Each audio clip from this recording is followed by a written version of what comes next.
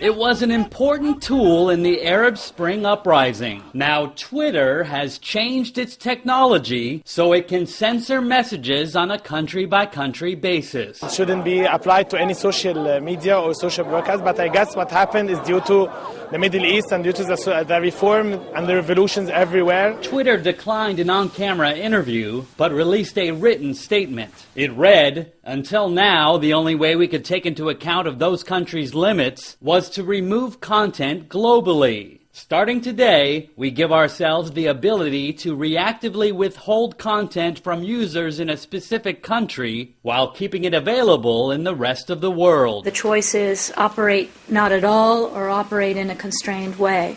So from that perspective, being honest about what you're up to is in keeping with these standards. But it is doing what it is supposed to do, as any service does, as it expands into each one of these countries, and that is to abide by the laws of the country. But some bloggers at a social media forum in Europe said Twitter is selling out. Clearly there's a huge user backlash against this latest move by Twitter.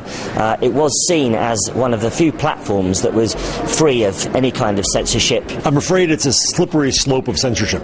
Oh, yes. I understand why Twitter is doing this. They want to be able to enter in more countries and deal with the local laws.